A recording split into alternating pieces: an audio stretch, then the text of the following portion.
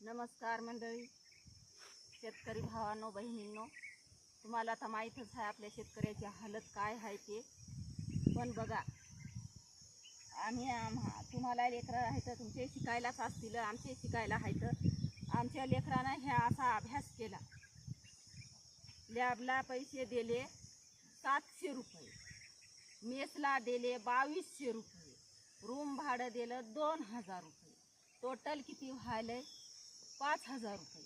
5000 रुपये महिना आमच्या मुलाला देऊन हे पुस्तकाचे बाकी वायलेच राहून पेपरला गेला 20 तारखेला, 20 नाही सॉरी किती तारखेला गेला की 25 तारखेला पेपरला गेला. पेपरला गेला, हे पेपर द्यायला अभ्यास केला, भरपूर फोन लावला की बाळा तू अभ्यास करतोस का? हो आई करायलो म्हणून पेपरला गेला. आणि पेपर देताना पेपर फुटला. असे पेपर फुटायले की जिथं पेपरला गेला आपले लेकरं की तिथं पेपर फुटायला. पेपर फोडणारा माणूस काय म्हणतंय मला 30 रुपये आहेत 100 कॉलेजवाला म्हणतंय मला 70 रुपये आहेत.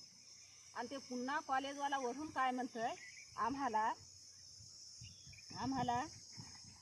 माझे 500 कॉलेज आहेत. एका कॉलेजमधले कॅम्प्युटर सगळे फुटले तरी बी मला काय होणार आहे. एका मुलासाठी पैसे 13 लाख रुपये त्यानं घेतले. 13 लाख रुपये घेऊन त्याचं एका कॉलेजमधला भयाभंग केला, मुलांना पसारायचे. हे तर तुम्ही सगळ्यांना पाहिलेलंच असतं.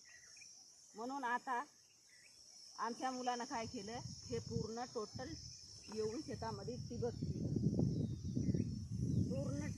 ते तिथं फिल्टर बसवलं, तिथे एक फिल्टर बसवलं. आता याच्यात हळद टाकतो म्हणते. पण आमची जिंदगी शेतामध्ये, तुझी नको रे शेतामध्ये, तू नक्की अभ्यास कर आणि मोठा हो. पण हे लोक हो आई म्हणतो, पण हे लोक काय करायले तर पेपर फोडायले, पैसे भरायले.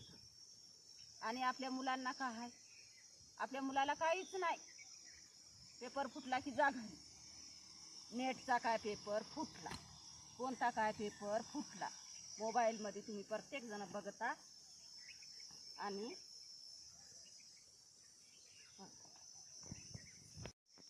कमेंटमध्ये सांगा शेतकरी भावांनो बहिणींनो की असेच या सरकारनं पेपर फोडले, याला साजायले का? असेच यानं पेपर फोडत राहिलं तर आपल्या गोरगरीब भरपूर आहेत आणि गोरगरिबाचे लेकरू भरपूर शिकायला आहेत.